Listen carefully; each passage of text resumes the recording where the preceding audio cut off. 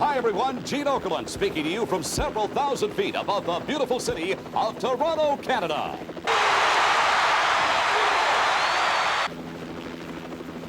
Over 2 million people live here. It's the home of baseball's Blue Jays and the National Hockey League's Maple Leafs.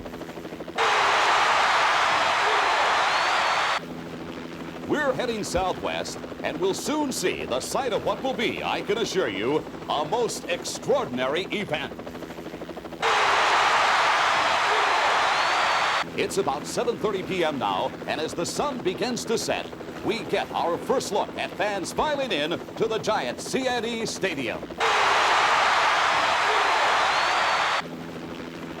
Out over Lake Ontario now, I can tell you that massive outdoor arena has hosted some of the greatest attractions.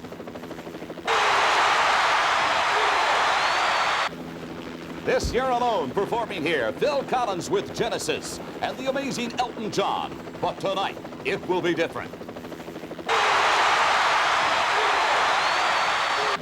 It is August 28, 1986, and on this evening, the World Wrestling Federation and Hulkamania come to Canada.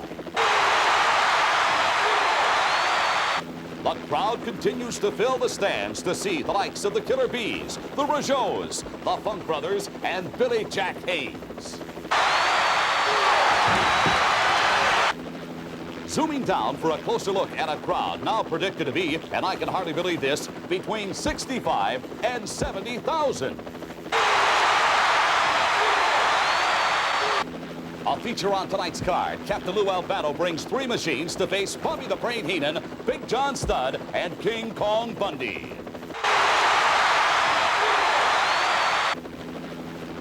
And for a crowd of this magnitude, what better main event than the World Wrestling Federation's Heavyweight Championship on the line?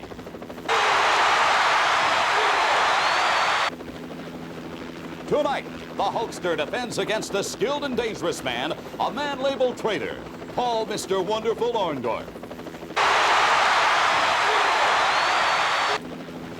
A world record crowd to witness a world-class main event, a confrontation between 2 of the finest living athletes.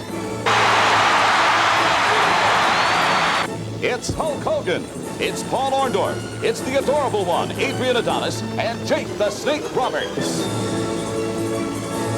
It is a night of history. It is the largest crowd ever to witness a professional wrestling match. And it is right here for you to keep as the World Wrestling Federation presents the big event. Ladies and gentlemen, this contest is a tag team match scheduled for 1 fall with a 30-minute time limit. Introducing into ring to my right, the manager, the Mouth of the South, Jimmy Hart. And here is his tag team combination from the Double Cross Ranch in Amarillo, Texas, at a total combined weight of 509 pounds, Hoss and Jimmy Jack Funk.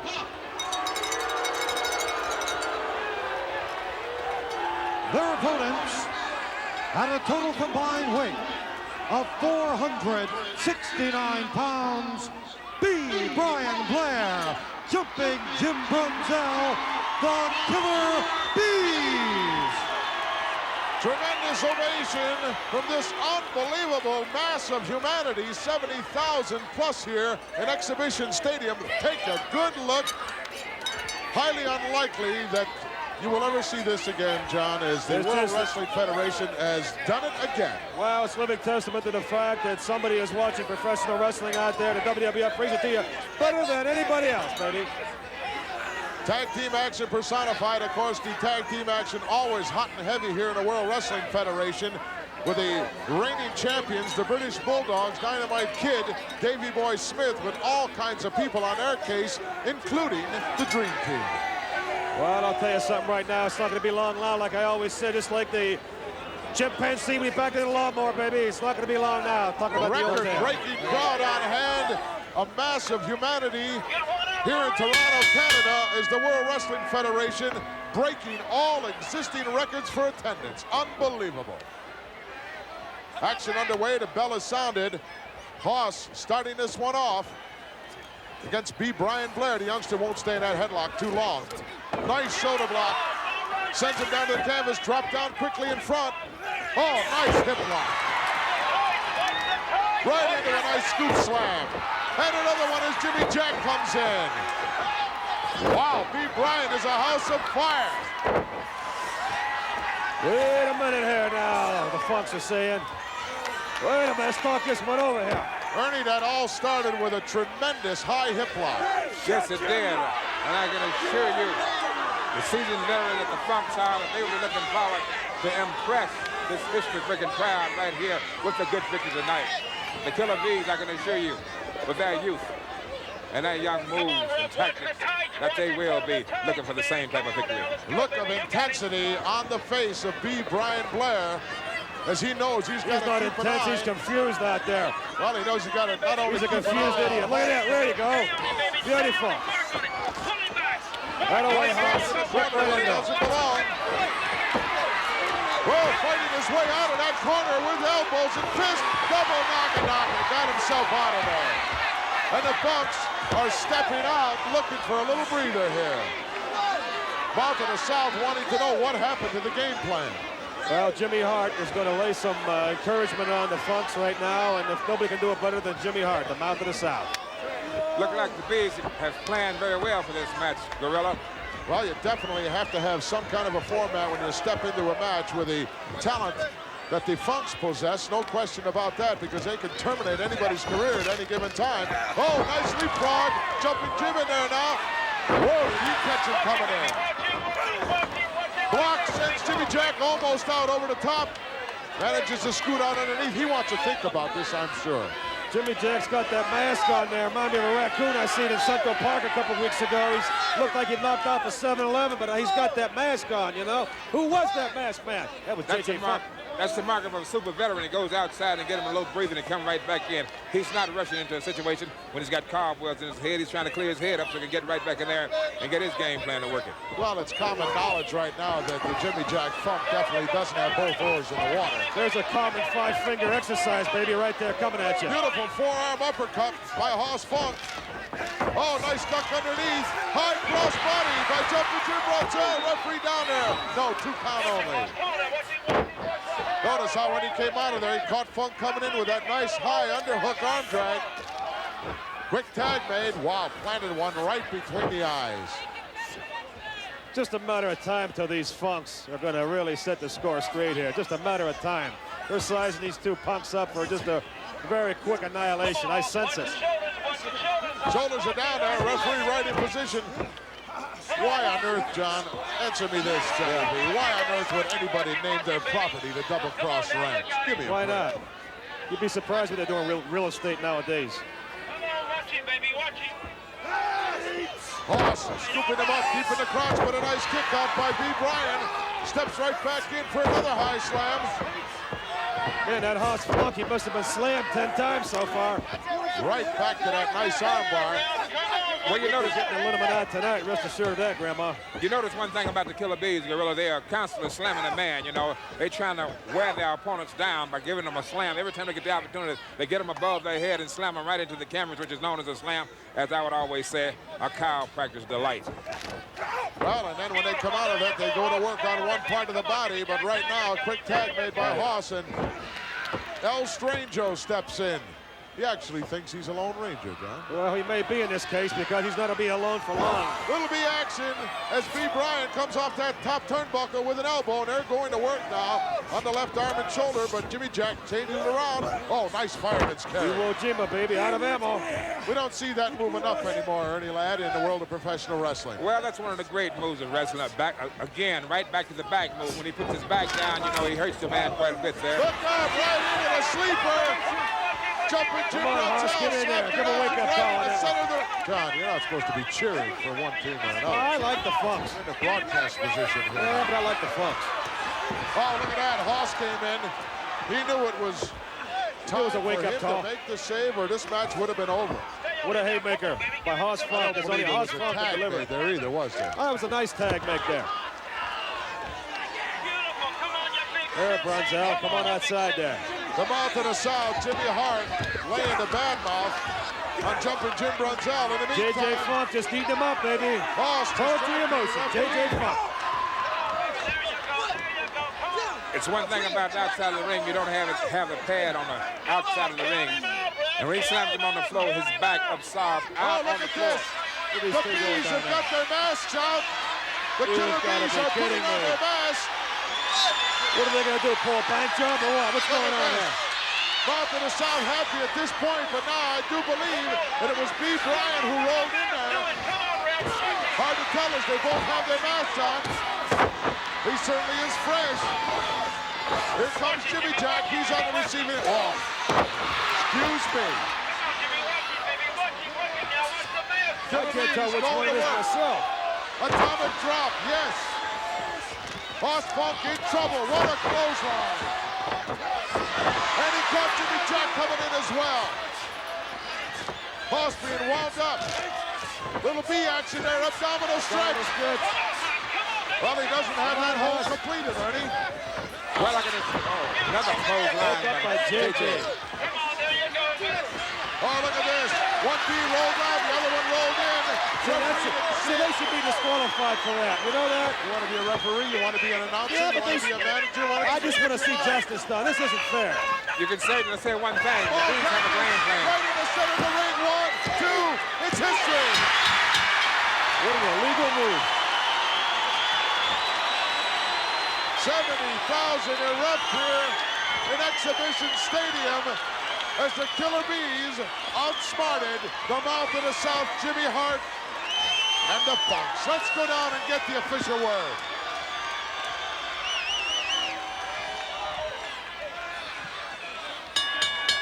Your winners of this bout, the Killer Bees.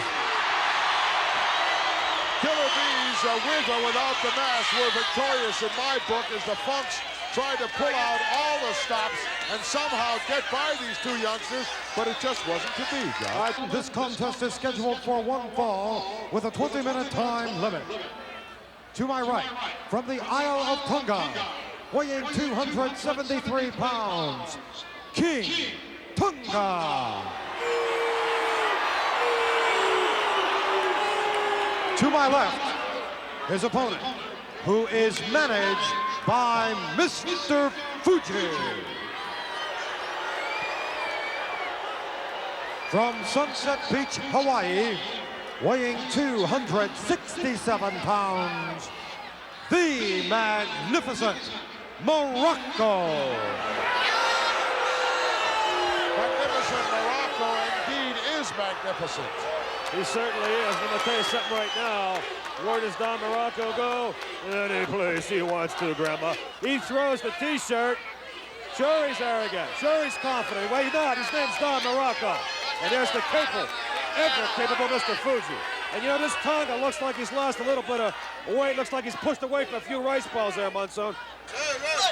Tonga has that deceiving kind of strength. He doesn't have those short, choppy, bulky muscles that are, he's not all cut up like a bodybuilder. He has that long ligament-type strength. Right, very That is short the brains, kind- too.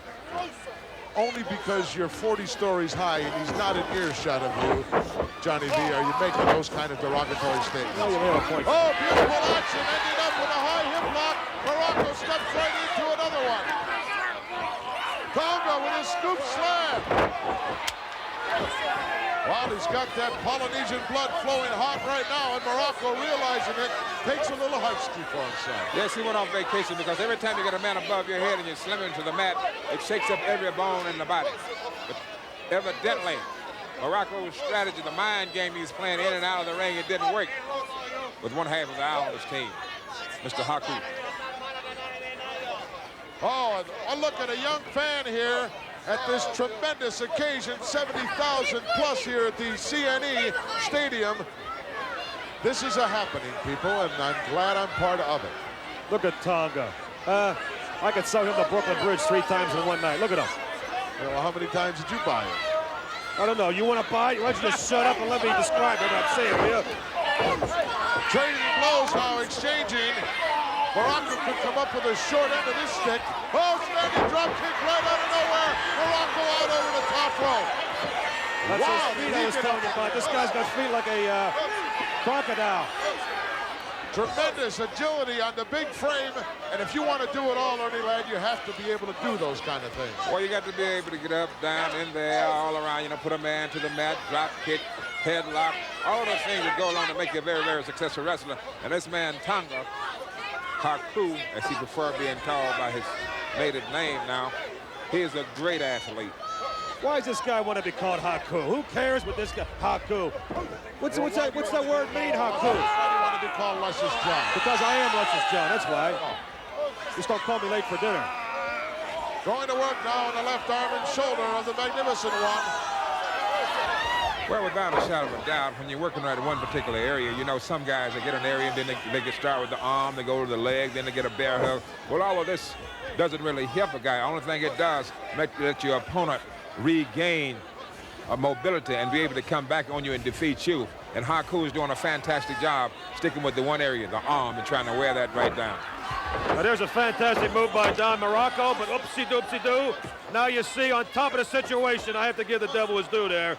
Haku, as he likes to be called, he maintains the same hold. Let me ask you this, Johnny V.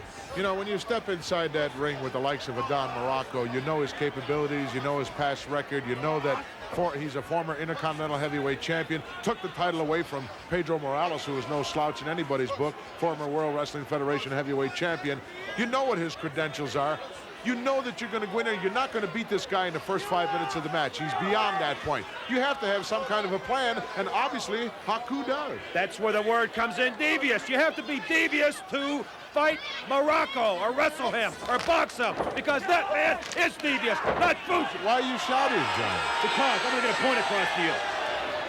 Looked like a low blow there to me. Mr. Fuji hooked the leg from the outside. That is what he means by devious and use any tactic. I would say that the word is S-M-A-R-T.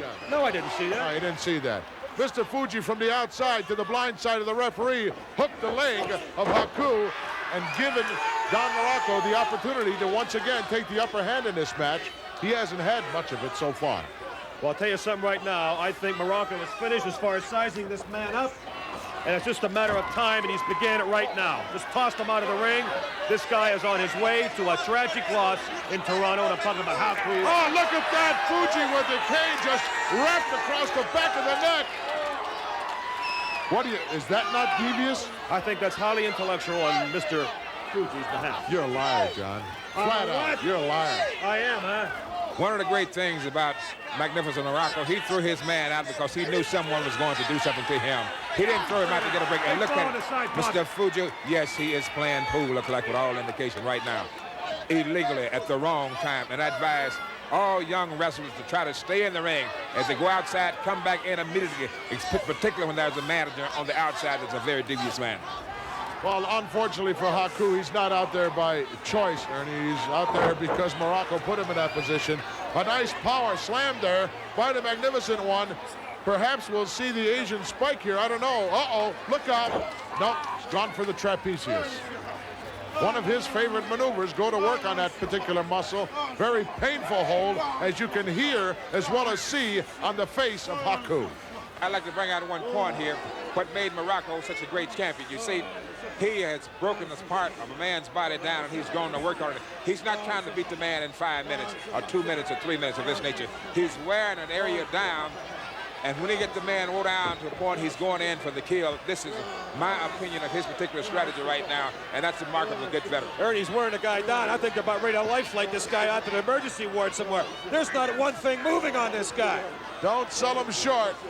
Well, he could be trying to get him a little breathing room right here. Well, that arm didn't go down all the way. He's still in this match. Haku, you can bet, has got a whole lot of intestinal fortitude, and we haven't seen the last. You better have a whole lot of Blue Cross. From this South Pacific individual by a long shot. In fact, in my book, I can see this match as the farther it goes, the better chances it is for Haku to be the victor. That's your opinion, Puff. Elbow right to the lower solar plex, and now a chop, and Haku is mounting his offense right now. Muraco on the receiving end, beautiful reverse knife edge. Look out, Muraco in for the ride. A drop kick caught him right on the side of the kisser. Haku now a house of fire. How quickly the tide can turn. Certainly can. Oh, Muraco outstarted him. Muraco going to the outside. There's your Look out. Make a wish out there, will you, Muraco? Oh, rams the leg right into the steel post. The lateral ligaments of the knees certainly are going to take their toll on that one. It certainly will. Also, the ring moved about 3 feet, too. Gonna do it again. Oh, give me a break. Come on, referee, That's do what he's something. trying to do. He's not trying to give you a break. He's trying to give that Islander a break. Big smile on the face of Mr. Fuji as he shouts further instructions to Muraco. If Haku can come back from this, he's a remarkable athlete. This is one of the reasons that the athletes stay in the gym so often. I'm so surprised. They can be able to endure the pain. I'm surprised to see him on his feet. Oh, look at that move by Muraco. Well, I'll tell you what. He's capitalizing on the situation. Beautiful over the shot shoulder advantage of it. of Mr. Fuji. Oh, Muraco really going to work on those. Well, King knee Tonga, ligaments. you won't be doing a boogaloo tonight or the Sha-Na-Na Shuffle, pal. Once again, the experience of Muraco is coming out again. He's gotten another area of the body and going to work on that area, wearing the man down once again. Muraco definitely with the edge as far as ring experience is concerned in this match, but got to say a whole lot for youth and fire and heart, and certainly Haku has that. Brains, that's questionable, though. Haku has the heart Got of the lunch on the brain power. Haku has the heart of a lion, because I can assure you there are many opponents would have given up the match by now. Muraco taking advantage of every piece Muraco inch could of beat that this ring. man any time right now. What he's trying to do is cripple this man, trying to injure him and rid him of professional wrestling, which I think is a very smart move on Muraco's part. And that is what Fuji, I'm sure, is relating to him. You're in the dream world, man. You had the dream team so long that you're in the dream world. Hey, why not? You should try it. You might like it. Muraco giving the bow to Mr. Fuji, who says you're doing a great job right now. Keep it up. That particular move Muraco used, that's one of Mr. Fuji's favorite moves. Yeah, this Islander, he's not going to be going Oh, for the figure long four. walk. Muraco slapping on a figure four. Haven't ever seen him do that. Reeking in pain right now. Haku, this could be all over. Reason being, Muraco was so smart. He started the trapeze, and then he went to the arm, went to the leg. He worked the knee, worked the knee, worked the knee. Now he's got the knee in trouble. What does he do now? He puts a figure four on it. Let me ask you two gentlemen a question. Why doesn't this Islander give up? Why doesn't he have any intelligence just to give up? What's he trying to do? Would you like to say you gave up before 70,000 fans plus? If you want to walk again, I think I would, yeah. I just very may give up. Haku has made it to the bottom rope. The referee's going to have to break this up. Muraco never really completed that hold 100%, or I don't believe Haku would have gotten out of it. But the camera just passed by. Did you see the expression in his face? He's in a lot of pain right now. And Muraco is continuing to administer pain. And Well, pressure. sadistic they say Don Muraco is. I just think he loves to dish it out. He can take it, but he also loves to dish it out. Well, is that not being sadistic? No, that's being a professional wrestler that makes big bucks, pal. It's called success with 2 C's. Well, you enter the ring with the idea that you're going to beat your opponent, not maim him. Says you, baby. Muraco from the outside, very pleased with himself at this point in time in this match. But he's taking so long. This could be a high-risk move he's going now. He wants this 70,000 strong to witness this utter annihilation. Muraco on the top turnbuckle, but Haku is already up there. Oh, high slam! Off the top turnbuckle, Muraco took too much time in doing that. Well, now there's one highly intellectual statement you've made so far. Thank you. Your kindness is only exceeded by your inability to adjust. Oh, what a reverse knife edge. Caught Muraco right underneath the chin. And it's Haku now unloading. Irish whip in, watch out. Oh, beautiful clothesline. Haku's adrenaline is really flowing high right now. He took his time. He didn't rush himself. He didn't get excited. You see, he's not stopping to bow at anyone, so he's going for him a finishing hold right now. Haku now on the outside, taking his turn. Look out below. High cross body. Could be all over. Referee right there. Well, oh no, the bell has sounded. Definitely was not a 3 count there. You better believe there was no 3 count there. Would appear that the time limit has expired in this match. We'll have to wait and find out and be sure. But take a look at the massive humanity here in Toronto, Canada, as the World Wrestling Federation invades the Canadian National Exhibition Stadium. It's a happening. Let's go up to our ring announcer, Howard Finkel. Ladies and gentlemen, I have the official decision from the referee. He has ruled this bout a draw. Let's take a look at what almost turned out to be a tremendous victory for Haku, had not the time limit ran out, Ernie. All Haku had to do was just start this just 30 seconds sooner, and he would have had him a victory in front of 70,000 plus fans. And Haku gets the 1 count. His man is down, in position to be counted down. 1, 2, 3. But he started his conquest just a little earlier on. Morocco had his turn on the top turnbuckle, but he got caught right in midair by Haku, who sent him down, and that was the turning point. And had this match gone another 5 minutes, I think Morocco would have been on the losing end. And I don't know, Tony Garea, of course, 6-time co-holder of the World Wrestling Federation Tag Team Championship, but I don't know how he's going to fare against this kind of power. You know, this Arcidi doesn't exactly look like he's too bashful out there either. You know, he's been wrestling professionally for a very short time, yet he looks like a very cocky individual. He got kind of a mixed reception, did he not? Yeah, some that like him and some that don't. Yes, his attitude looked like it's a little different from the last time I had the opportunity to see him. I mean, he looks a little with each vicious match, he's becoming a little bit over-reassured of his abilities, I think, there. Well, Garea is certainly finding out in a hurry that he's not going to win in the strength department, and we all knew that before this match got underway. That's kind of not doing your homework, Ernie. Yes, I'd say when you're the strongest man in the world, you can practically go out there and do anything you want to do if another man's going to meet you and match you at your best position, which is strength. Well, I was referring to Tony Garea not doing his homework. Right? This is what I'm saying. Garea needs to try his finesse. Garea trying some shoulder blocks, which again is not going to work. You know, they say the man's derived from the ape. I don't know. Look, this guy, is he a self-proclaimed Tarzan or something? Is that some kind of a derogatory statement? Do you think he's Luciano Pavarotti out there? He's got some kind of an upper-tone, baritone approach there. He's screaming to who out there? Who can identify with that squirrel? Garea now with a side headlock. I don't believe he'll have a whole lot of success with this hold as well. Tony, the best way to wrestle this guy is to go for his eyes and just start swinging. Oh, look at that. See, I told you this guy's a half-wit. Arcidi scooping up Garea after he just shoved him down to the canvas as the referee was trying to break him. That's not very sportsmanship-like. But you know something about him that I like. The more you see him, the more you like him. Well, wow, elbow as Garea comes out of the corner. Arcidi's showing us that fantastic upper body. He's not too bashful, is he, Gorilla? No, definitely not. He's not bashful man. He's not bashful at all. Right. He leaves a lot to be desired in my book. I thought he was a pretty nice guy at one time, but he's showing me differently. Well, Gorilla, I can assure you where this came from. He only had the opportunity to see Paul Orndorff react the way he has reacted, and many other people are taking the same attitude. That's Paul Orndorff all over right there. What size suit would you say that Arcidi wears, Monson? Well, up in the upper body would have to be a 60 for sure, a 64 perhaps.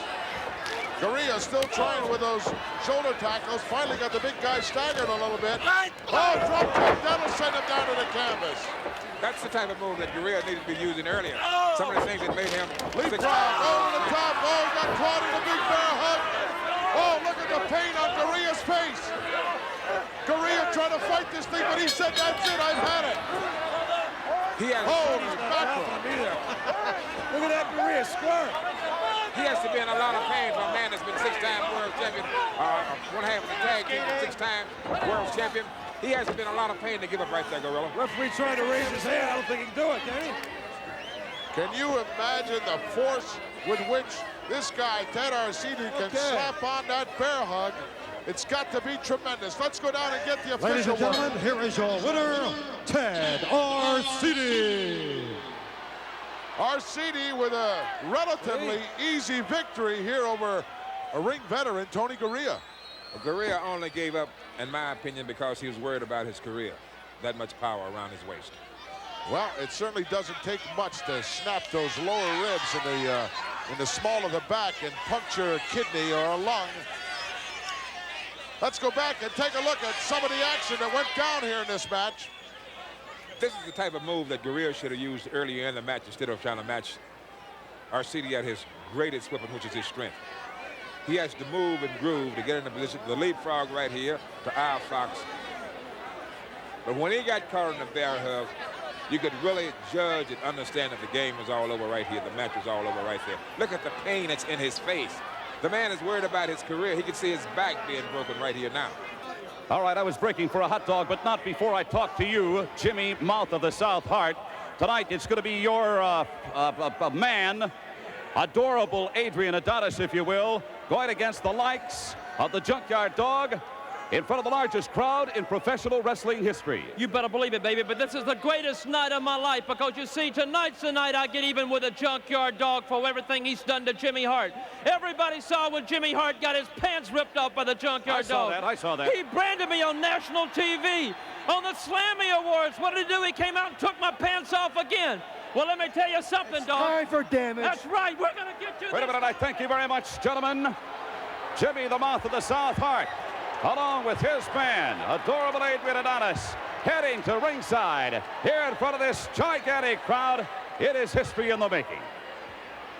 Well, an unbelievable happening for sure here in Toronto, Canada at the Exhibition Stadium. Hottest ticket in town, John. Well, without a doubt, this certainly is the end of summer, and what a better way to go back to school, baby, than coming to see the professional wrestling matches here at this lovely, lovely event called the annual CNE. Mouth of the South, Jimmy Hart leading the adorable one, Adrian Adonis, down to the ringside. And take a good look at what he's got. Leg warmers on. He might need them tonight. I'd like to borrow them after he's done because I'm freezing up here myself. It's a happening, wrestling fans. Let's go to our ring announcer, Howard Finkel.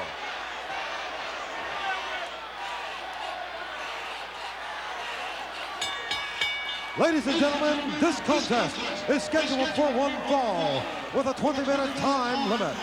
In the ring, the manager, the mouth of the South, Jimmy Hart.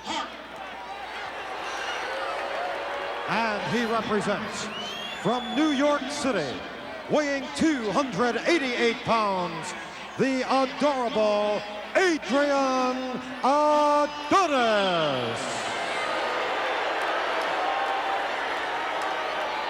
And his opponent,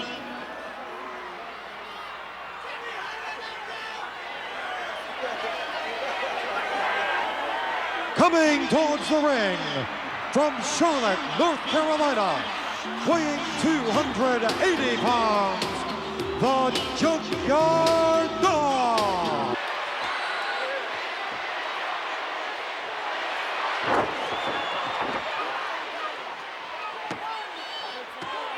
Tell you what, if you want to grab them cakes, Adonis certainly has some cakes to grab, don't he? Adrian Adonis, well over that 300-pound mark, the largest I've ever seen him in his entire career. And the Dog is striking him with that steel chain What is he right now. doing in that ring He's going with to a bust steel- the man wide open, I can assure you that. He busted him 3 times right in the face with that Why chain. doesn't the referee disqualify that? Adrian Adonis is busted wide open. It appears that way from here. Whoa, look at that. There's a headbutt. And another one. And Adrian is out of there while he tried to get out and rammed right into the steel post. The Dog's got a score to settle here. Irish whip it upside down and over the top rope and out. See the difference right here now. The Dog doesn't have a manager. Oh, what a headbutt. The Dog does not have a manager on the outside to administer some punishment to Adonis. If Dog was on the outside, I can assure you that he would be being punished by the mouth of the South. Oh, look at Adrian Adonis wide-eyed as he knows he's taking a shellacking right now at the hands of the Junkyard Dog. Well, he's just been whipped with a chain. He's been headbutted a couple times. I'd be wide-eyed yourself, wouldn't you? Well, obviously, not getting too much words of wisdom from the mouth of the South, the fountain of misinformation, Jimmy Hart and that horrid megaphone of his, which I think that JYD thinks he's got Marilyn Monroe or somebody to grasp. The Farrah Fawcett. Oh, another big headbutt. That'll clear the cobwebs out of the head. A headbutt from the Junkyard Dog. Excedrin headache number 15. Oh, look at this. Referee just shut out the way by the dog. And look at the mouth of the South spray. He sprayed some of that horrible stuff right into the eyes of the Junkyard Dog. Yeah, but look at the Junkyard Dog's been doing to him with the chain and shoving the referee down. That's reasons for disqualification. I'm surprised that the call referee... fair for everybody. I'm surprised that the referee did not disqualify the Junkyard Dog. You cannot manhandle the officials. That's right. Look out, Adrian high into the air with a knee drop. That's 300 pounds of stolid muscle coming down on him. How quickly the momentum can change here. When you get outside in a fierce gorilla, these things does happen. It has happened so often. The Junkyard Dog again is in position to show you that he's a great athlete to be able to take the punishment that's been handed out to him. Adrian off the second turnbuckle on the inside, plants another elbow in. It could be all over right now. 2 count. Whoa, was that close? Referee Terry Yorkson was about to come down with a 3 count, and the Junkyard Dog just got that left shoulder up. Close only counts, baby, and points. And hand grenades. And now it's a dog who's on the outside. Well, Adonis feels as though that he hadn't been able to administer the amount of punishment to him he wanted. Off to the South, retreating. But Adonis caught a number of times, Ernie. Adonis definitely knows that the mouth of the South will entertain the dog while the dog is on the outside. Oh, look at that. Entertainment goes now. He rammed him a couple of times, and the dog took exception to it. Oh, look at this. Right on the back as the referee's down. And Adrian clothesline on the top rope. His wish finally came true, became a soprano. Both the dog and the mouth of the South down right now. This JYD has really lost it here. This is the Junkyard Dog's home pin. Street fight, alley fight, that always belongs to the Junkyard Dog. On the outside of there, he can really go after it like that. His mouth of the South here is adjusted to go in the ring right now. He will be in trouble also. Look at the mouth of the South up on the apron. Oh, look at that. Dog ducks out of the way. And Adrian comes right down on his manager. Referee's called to the bell and obviously awarded it to the dog. You know something, when it rains, it pours. And just see from the onslaught of this match, the deck was stacked against Jimmy Hart and the Dark Lady Adonis. Jimmy Hart should have been disqualified 5 minutes ago. Really bent out of shape, but I don't know why he was up and did everything. Ladies and gentlemen, the referee has awarded the bout as a result of a countout to the Junkyard Dog. No, you didn't, but I was just openly thinking out loud here.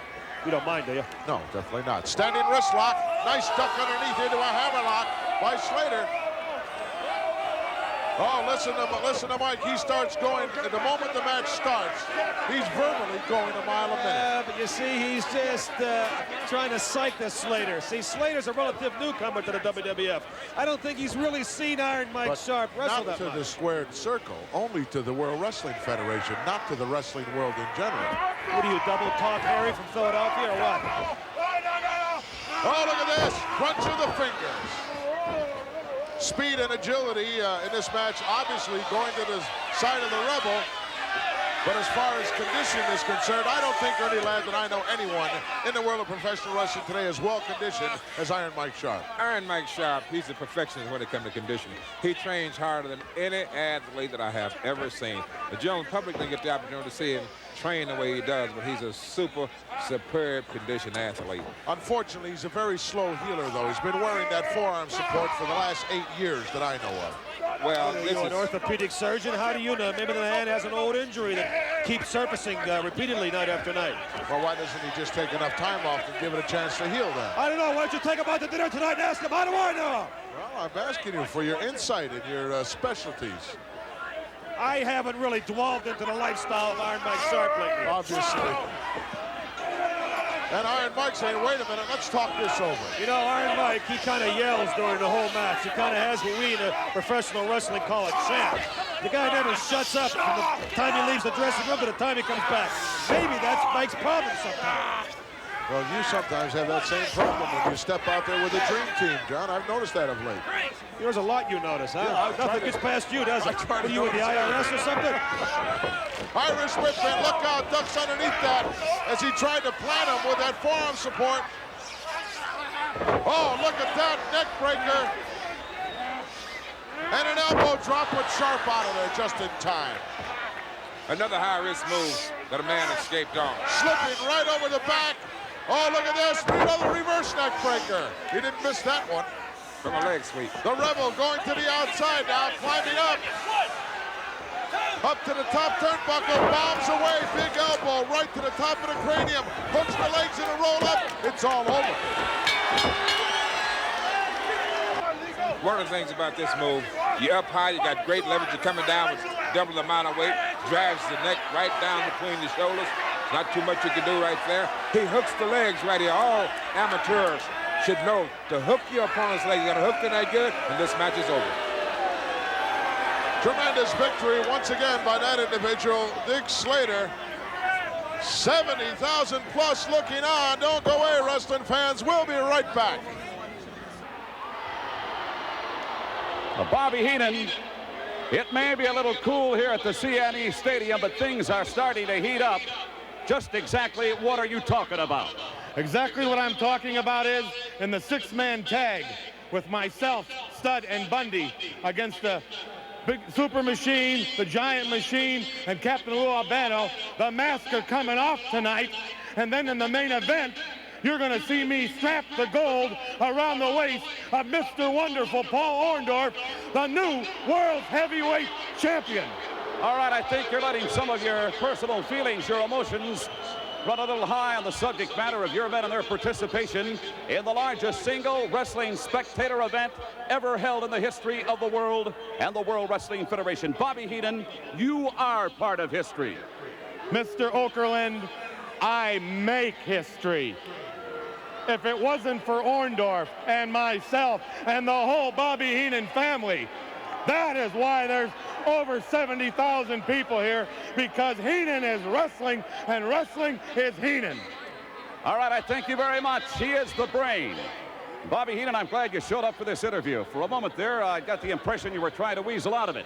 Hey, now I don't want to have 70,000 people start chanting weasel. You understand that, pal? I didn't call you weasel. You just said it. I just heard you say it. Now look what you got them doing. Can't you tell them to keep their mouth shut? If you get 70,000 of them going, you're going to be in deep trouble. I'm not standing out here in sub-zero weather with 70,000 plus people yelling weasel at me. Well, I'm not going to yell weasel. Thank you very much. You did it again. I didn't say that. I heard you say it. Let's go back to Ernie Ladd, Johnny Valiant, and Gorilla Monsoon high atop the CNE Stadium. Referee will obviously have a whole handful of trouble here in this one. Look at that machine just dwarfing Bundy. How many pounds would you say is in this ring at the total combined weight? Well, I hope it's been reinforced, I'm sure. Well, we're looking at approximately 1,100 pounds plus of machines, and you got another 1,000 pounds between Bundy and Stud. Just give me a rough in the ballpark figure on that one. Oh, well over 10 and a half. That ballparkish for you now? Yeah, that's pretty good since this is a ballpark. You're absolutely right. Talking about the CNE here in Toronto, Canada. Jam-packed to the rafters. History-making event here by the World Wrestling Federation. Highly intellectual conversation this must be. Albano with these three squirrels. Captain Louis Albano, the man who makes champions. Uh-oh, the chant going out, Weasel, and the Brain doesn't like it. Bobby the Brain Heenan reacting just as I would. I'll tell you something right now. These people are screaming to the gills for the machines and Albano. Why? I'll never know. Referee obviously trying to get some kind of a clarification here as to who are the legal ones out here and who are not, but I understand that Captain Lou has permission to use these machines from the president of the World Wrestling Federation, Jack Tunney, in any way, shape, or form he sees fit. Whether it's number 1, 2, or 3, or how, and he doesn't have to tell the opposition which 2 are going to be out there. Well, that needs some investigation of my way of thinking. Well, I'm sure that you would see it that way. But as I said, the captain is always one step ahead of Bobby the Brain Heenan. Surprise after surprise. Big John Studd starting with what I would call machine number 1, I guess. Yeah, I guess you would say that's machine number 1 since he's the first one that's going to wrestle tonight. Oh, look at that little shoving match going on here. Bobby the Brain Heenan dwarfed by everyone that's out there, as would any other manager that decided to step into this kind of a matchup. Doesn't take a whole lot of smarts upstairs to do that, John. Well, I'll tell you something right now. Well, there you go. I want to get back to the action there. Unloaded. Too close to the ropes. Almost got him up. Almost don't count though, baby, in professional wrestling. Either do it or you don't. Don't worry. Don't sell Bobby the Brain Heenan short. He's got a few things up his sleeves, too. Actually, it's 2 machines and Captain Louis Albano, who are the legal participants in this match against Bundy, Studd, and Heenan. Of course, the managers signing a contract that they would appear as participants, and there they are. Side headlock now by the machine. Studd gets rid of in a hurry, and wow, just like running into a brick wall. You better believe it, in the form of Big John Studd from Los Angeles, California. Ernie, if you were still in your heyday, how would you go about attacking a guy like Big John Studd? Well, he's just been hit 3 times before he went down with a strong clothesline. How would I attack him? You'd have to meet force with force. Oh, look at that. Machine number 3 on the outside with Big John Studd and rolls him right back in there. That machine is big enough to put you back in the ring, I can assure you that. And Big John Studd has just been lifted, almost a slam. Studd always manages to stay within arm's reach of those ropes. See, that's a very good move right there that Bobby the Brain Heenan initiated. He had Studd get out, and he had the fresh man get in there right now, King Kong Bundy. Stepping right over that top rope and out of there in a hurry as King Kong Bundy's in there now with machine number 2. And they look to be pretty close to the same body weight, although Bundy, considerably shorter, has got to be over 500 pounds. Announced at 468, Johnny V, but no way, shape, or form. I know 500 pounds when I see it. Well, I'll tell you something right now. You certainly do, and you certainly should, because you've been there a couple times yourself. I resemble that remark. I've been close to 500 on a number of occasions. Side headlock now, and there he goes in for the ride. Hope the ropes hold up. The irresistible force meeting the immovable object, and nothing happened. Yeah, kind of like the gunfight at the OK Corral there, man. These machines just unbelievable. Captain Lewis says he has a machine factory. There's no telling how many. Yeah, it's a flip of the buffet. Ducks underneath a big right hand and a chop and another right hand. Driving Bundy back into the corner. And Bundy now whipped in. No, nice reversal. Wow, the avalanche, but the machine was gone. Oh, what a forearm. Bundy went down like a bad habit. Like a what? Got rid of just like a bad habit. Oh, bad habit. Yeah. Whatever do you hang around convents? Well, regrouping now. King Kong Bundy, Big John Studd, and Bobby the Brain Heenan. Bobby the Brain Heenan has got to talk to Studd and Bundy and get these men settled down. Well, why isn't he reaching his hand out there to make the tag and become part of this match? Bobby will be coming in. Don't worry about that. I'm waiting. Any moment now. Waited with bated breath. So he's just directing out there. He's directing these men. Tag made. Big John Studd stepping in, plants a couple of big ones right in the breadbasket. Now going upstairs. The experience is set in by Big John Studd now. With his big, strong forearms. I would say he's chopping that big sequoia down the sides, wouldn't you say, Monsoon? Well, I'll tell you something. Studd, when he starts planning and unloading that heavy artillery, he can do a number on you. He is legitimately a giant himself. Now you're going to see Bobby the Brain Heenan. Oh, here he comes. There he is. After someone's put in a compromised position, in comes the Weasel to go to work. Look, he's trying to kick the mask. Oh, he got nailed from the blind side, and he's out of there in a hurry. But but he did try to remove the mask. Who was he looking for under there, John? I don't know what creature lurks, but it's somebody in the form of a human being, obviously. He thinks that underneath one of these masks is, in fact, Andre the Giant. What do you think it was, Sylvester Stallone? And if he can prove that, he will be suspended for life by the president of the World Wrestling Federation. Oh, look at that. Walked right into that elbow by Big John. And when you catch those on the blind side, phew, they just cut you right down the sides in a hurry. Bundy steps in. Once these guys get the upper hand, they are relentless. They will put you away, and all of a sudden that machine will be taken apart, bolt by bolt, metal by metal.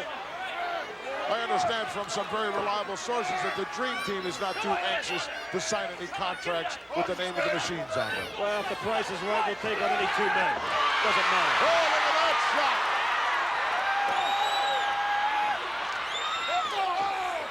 Shoulder tackles off the rope. Bundy's getting stunned here. From the outside, a knee right in the kidney area. Big John Studd knows how to take advantage of any situation. Down for the cover. 2 count. Machine with a little help from the outside managed to survive that. Now that I think of it, when's Captain Lou Albano going to get in the ring? You haven't seen that fat slob in there yet, have you? Well, he's, as you said, directed. John. Yeah, directed, sure. He's watching the hot dog salesman over there, the pizza man. That's how he's Machine slung in another elbow, one of John's favorite moves. And another quick tag. There's Bobby Heenan. Back inside. He's been in the ring twice so far. Albano has another gun. Oh, here comes Lou now. The captain's in there. And the crowd is erupting here. This capacity crowd coming apart. Captain Lou and Bobby the Brain, the managers at war. Albano walking around that ring. He doesn't belong in that ring. He's not a wrestler. Captain Lou at one time co-holder of the World Tag Team Championship. Yeah, at one time. Oh, slap in the face, and Albano retaliates with a right hand. Backs him into the corner. Slingshot into Brain upside down. Look at that leg is hooked. Come on, Bobby. That's it, Bobby. Oh, look at that. Stuck his finger right in his I eye. wouldn't have nothing did any better. Hit him one for the JV, man. Uh-oh, Albano's in trouble as the tag was made to Big John Studd. I believe he's in trouble. Oh, right in the kisser. One of the machines comes in to try to help out, but Studd eliminated him, and now the other one. And look at the number they're doing on the captain.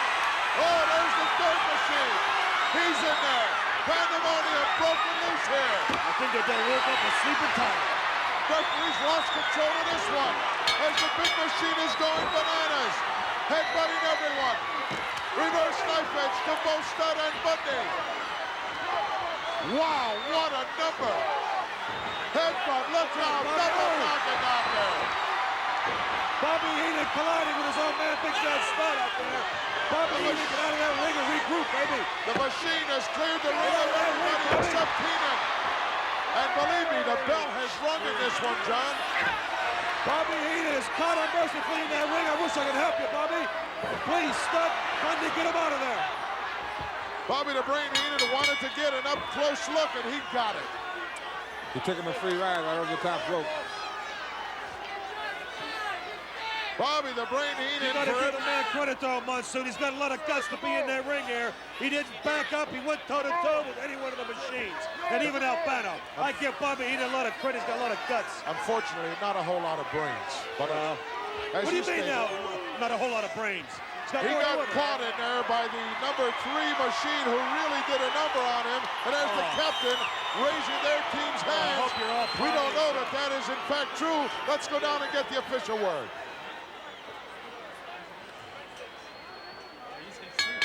Ladies and gentlemen, the referee has awarded the decision as a result of a disqualification to the team of King Kong Bundy, Big John Studd, and Bobby the Brain Heenan. Well, that's exactly what I figured had happened because there was 3 machines inside the ring, and that is not the proper procedure. A moral victory, nonetheless, for Captain Louis Albano. Justice was served right here at the CNE. Take a look. Unbelievable happening here. in this tremendous stadium at the Canadian National Exhibition. Let's go back and take a look at what actually constituted that disqualification. The disqualification came about because of the outside interference with too many men coming in the ring at one time. Big John Studd is in the ring. Bobby the Brain Heenan is in the ring. Only one man. And the big Supergiant Machine, he saw this. He got tired of it. He come right in. He couldn't take it any longer. And he's administering a headbutt to Big John Studd. One to King Kong Bundy. And now he has Bobby the Brain. Headbutts him, and right over the top rope, he goes right out. Big John Studd takes a headbutt. Back he goes in a big stagger. Those are two big giant of a men right there. Ladies and gentlemen, the following contest is a snake pit match. No disqualification. Anything and everything goes. One fall will win this contest. In the ring from Stone Mountain, Georgia, weighing 249 pounds, Jake the Snake Roberts. And his opponent,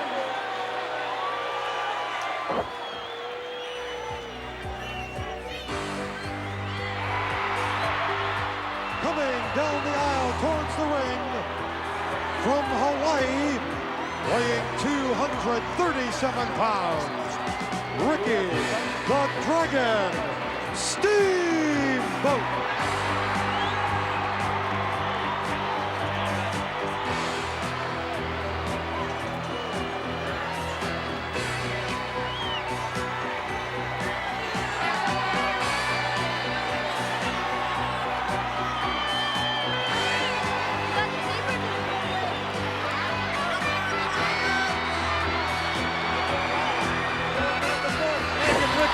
Right into there where he belongs in that ring.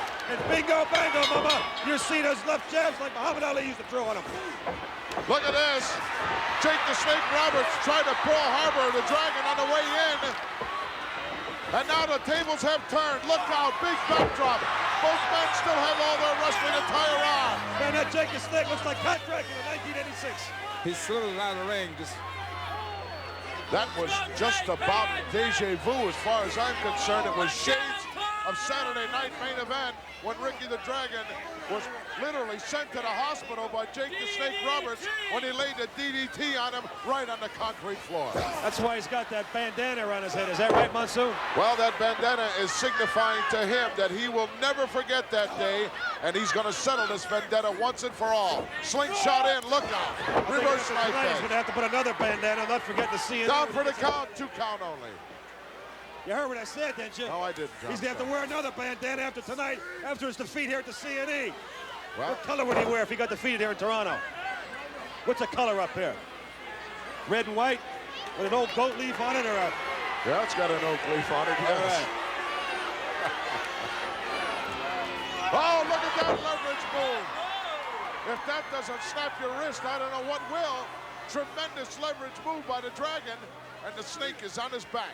You know that Snake Roberts has some awfully long arms. If I was a tailor, I would say that man would take without a doubt, a size 38 sleeve. He's got long arms, super long arms. Got long arms, Like a got snake. long legs, and in many ways resembles He's a got a long snake. pet, too. One of the things Ricky the Dragon is doing now, he's taking the arm, taking it on the area, and he started early, and he's going to work on it. And I can assure you, he's looking for this match to go for some time, and he will work this one particular area until he put his man in trouble and go for him a victory.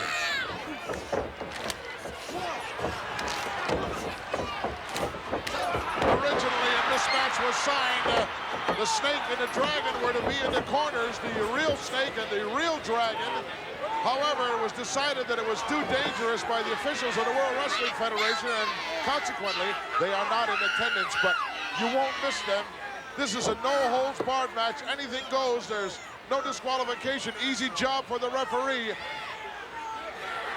Well, that's an interesting point you made, Monsoon. Say, for example, if that Dragon was out there and happened to somewhere in this 70,000 throng see a female Dragon out there, that one Dragon would go after that female Dragon, and these people would have to run into that creek over there called Lake Erie, and who knows what else would happen. Oh, it's Lake Ontario, John. Oh, Lake Ontario? Yes. Oh, okay. I thought it was a creek.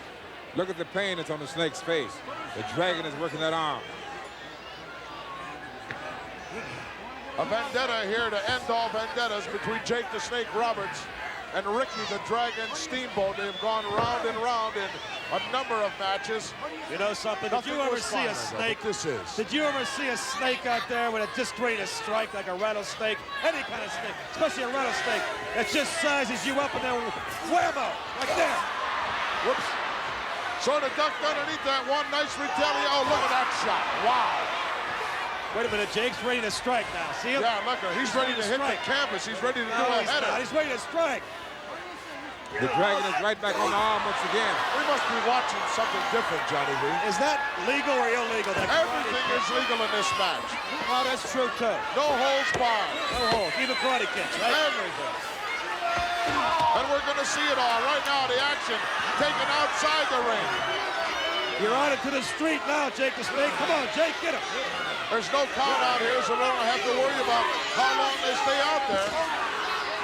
Wow, what a roundhouse right. Punch by Jake the Snake Roberts. Retaliation with a reverse knife edge by the Dragon. Scoops him up. Slams him down outside the ring. There's a few pineapples coming out of your ears on that one, huh? Hawaii boy. Hawaii 5-0 reject. Things going the way of the Snake right now. Look at this. He's got him draped over the edge of that support platform and plants a knee right in the jaw area. Most dangerous place to be right out there. Look out. Oh, he's trying to decapitate him.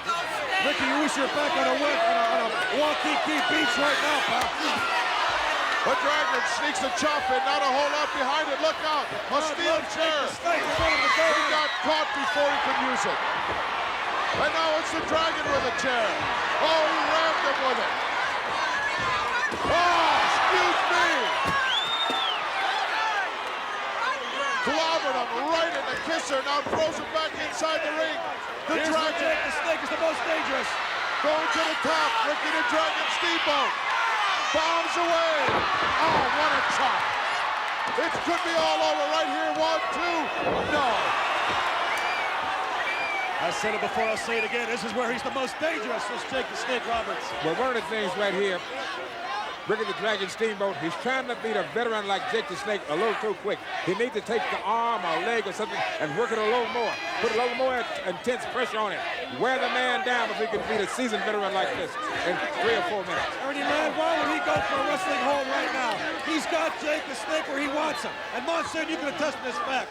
I would have myself, my expertise, I would have kept going at Jake the Snake. I think he's either tired, he just don't have the plain guts to keep going. He lacks the killer instinct to put Jake the Snake Roberts away. And that's why he's going to lose here in the CNE. Correct me if I'm wrong. Well, he realizes he must wear the man down. You just can't take a man and beat him as seasoned as this man is. This man is a very smart man. Both of these are great opponents. The matchmakers made a great match here between greatness right To here. the top turnbuckle, Jake the Snake Roberts on the receiving end once more. Look at the Dragon with chop after chop right between the eyes. And this capacity crowd urging them on. 70,000 strong here. Unbelievable happening. Oh, another one. Winding him up here. The Dragon with a slingshot. No, reversal by the Snake. And the Dragon right over the top. Oh, he might have rammed his hip into those stairs on the way down there. Now you know where I'm coming from. He did not play his last card. Jake the Snake Roberts didn't. He's still rough and he's still tough, and that's why he's a champion. Let's go back and take a look at that tremendous move there. As Ricky the Dragon, the reversal here, he didn't expect it. Look at this. Wow, just missed hitting that steel post. Let's go back to the live action. And I'll tell you what, I bet you 10 to 1 he put his knee out when he smashed against those wooden steps leading up to the ring. Look at him slide out of there, like Timmy Reigns won in the second base. The Snake just slithered out underneath that bottom rope as the action once again goes to the floor here at the CNE Stadium. Jake the Snake is now trying to wear his man down. Put him in position. He's just like that big, huge boa constrictor. Uh-oh, look out. Slingshot, perhaps. Oh, right into the steel post. Head first right into that steel. The Dragon has to be busted open. Your head comes smashing into there with that force and that magnitude into that steel. You're not going to hurt the steel. You're going to hurt your cranium. And that's what happened here. And now the Dragon going to work right where he smashed into the post. I'm surprised that the blood is just not gushing out of the face of the Dragon. Look at the speedboat has a heart. Oh, look at that. Ran right into the steel railing surrounding the ring here. And the Dragon continues to be on the receiving end. Look at that, Jake the Snake Harbor. Does my heart proud. Look at him go at it. Oh, now rams He's got that into killer steel instinct, support. Monsoon and Ernie Ladd. That's the makings of a man right there. Well, referee out That's a very there. dangerous human being right there. I don't know what for. Oh, he is bleeding. Yes, the Dragon is busted open. I don't think the Dragon will quit under no condition, because he's in great condition. Seen the man train, he's in great condition. Look at him prod him. Come on, get some more. That's what he wants. To me, he's wasting his time, John. Oh, look at it. Look at this. Jab, jab, jab. Big. Look at that. Come on, get up, he says. Jake the Snake. Jake the Snake has proven he can issue out the punishment. If the tables happen to turn, will he be able to take the same amount of punishment? Will he be able to take the same amount of punishment if the Dragon happens to be able to come back on him and be able to retaliate? I don't think so, lad. I do not think so. What a tremendous clothesline. Give him that DDT, baby, and let's get on to the next match. The Dragon down, but not out of this one by a long shot. Referee looking at the busted open forehead of the Dragon. I don't know what for. He can't stop this match because of excessive bleeding. I know that. Look out. He went for the DDT, but the Dragon caught him before he could apply it. But the Snake definitely still in control of this one. The Dragon unlashes. Oh, look out. Reverse atomic drop. Referee, just get out of the way, get in the corner. He went for the, no, he attempted maybe a DDT, but an inverted backbreaker instead.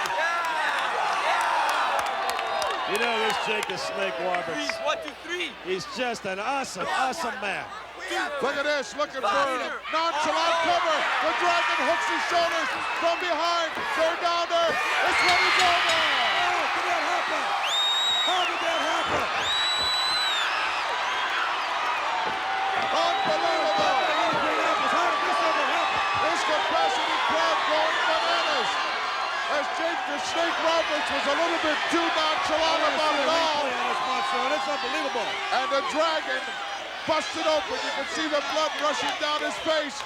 Literally outsmarted the Snake. Let's get the official word. Your winner, Ricky the Dragon Steamboat. Batten down the hatches, fans. Here comes a big one at the CNE. Billy Jack Haynes out of Portland, Oregon. The opposition, Hercules. Tremendous individual, tremendous upper body strength. Gorilla Monsoon high above CNE Stadium here in Toronto, Canada for this World Wrestling Federation extravaganza. Taking a leave of absence only for the moment, I'm sure, one Johnny V and Ernie the Cat Ladd. I don't know where they went, probably out to get a little libation and some groceries. They're going to miss a tremendous matchup here. These two powerhouses can really do it all, and both of them looking for a victory, which will really send their career right up the ladder here in the World Wrestling Federation. Of course, everyone knows that the Slickster has, since this match went down, decided to take over all the responsibilities of one fashion plate, Freddie Blassie, as he purchased half the contracts of everybody, including the Iron Sheik and Nikolai Volkov. Well, Hernandez certainly can deliver, and so can Billy Jack, so this is going to be interesting. Side headlock now by Billy Jack out of Portland, Oregon. Referee Terry Yorkston, third man in the ring, taking a close look in there. Look out. Slingshot in. Nice shoulder block by the big guy. Down in front quickly. Nice leapfrog. Very agile for a big guy. Hercules with a clothesline. Caught Billy Jack coming in. Well, Luscious Johnny V, you're missing some tremendous action here, whether you're at the popcorn stand or wherever you are. So far, it's been nip and tuck in this battle. Bear hug. One of Hercules' fortes. He's got those powerful arms. Once he grasps you in that python-like grip, very, very tough to get out, but The youngster from Portland, really a tough. Oh, he rang his bell. Must be dinner time. Both men hurting right now. Either one ripe for the pickings. 70,000 plus on hand at this happening here in Toronto at the CNE Stadium. Once of a lifetime event put all together by the World Wrestling Federation. Billy Jack wishing he were somewhere else right now. Hercules dropping an elbow right in the sternum area and another one. Referee Yorkson questioning very close to the throat there. 2 count only. The big guy manages to kick out. Boy, this match took some making. I'm sure that promoter Jack Tunney had a great deal to do with putting this particular bout together. Rapidly becoming one of the premier areas for all of professional wrestling, Toronto, Canada, as Billy Jack gets rammed right into that top turnbuckle. Hercules possesses that tremendous upper body strength, and he showed us earlier on what kind of agility. Look out, nice reversal. Wow, looked like they hit head-to-head there. Both men down, double count being put on by Terry Yorkston. Crowd kind of stunned by that particular move.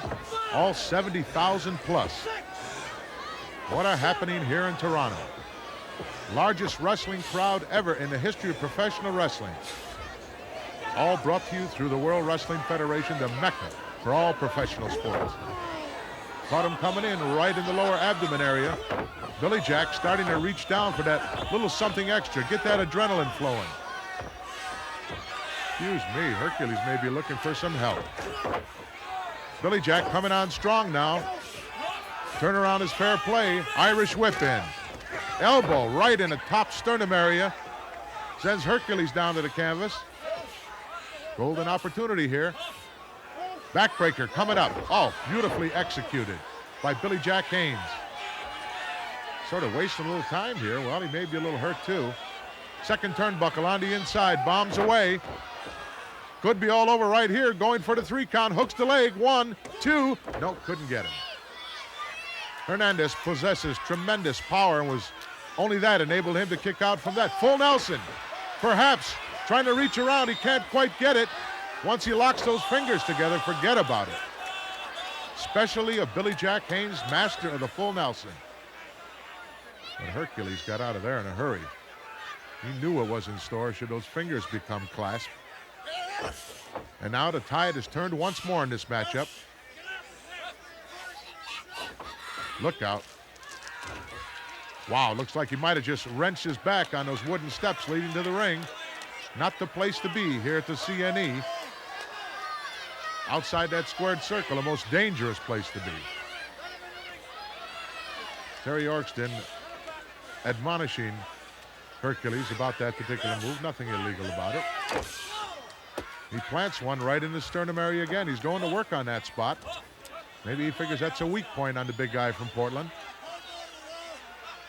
Giving us a little show of his power. He has plenty of that. We know that.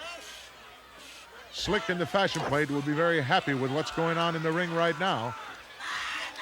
And of course, Billy Jack is not. Yorkston warning Big Hercules to step back, give the guy a chance to get back inside the ring. That's only fair. Uh-oh, gonna bring him back in the hard way. Suplex from the outside. Got him up. Well executed. That'll knock you right into the middle of next week. A little slow about getting over, making the cover, and a very haphazard cover at that. Billy Jack able to kick out quite easily. Whoa. Clothesline, what a beauty. Might be a little harder here. 2 count. Foot in the ropes. Save again. Hernandez thinks he's won the match. Was a 2 count and a tap on the shoulder. Hercules thinks he's a victor as 70,000 plus. Look at him. Take a look on. Nice scoop from behind. Could be a surprise upset here. No. It's going to take more than that to put Hercules away. But Billy Jack trying everything and anything to climb that ladder of success here in the World Wrestling Federation. Uh-oh, look out, backslide. Shoulders are down. Look at the driving force of the legs here by Billy Jack. It's over.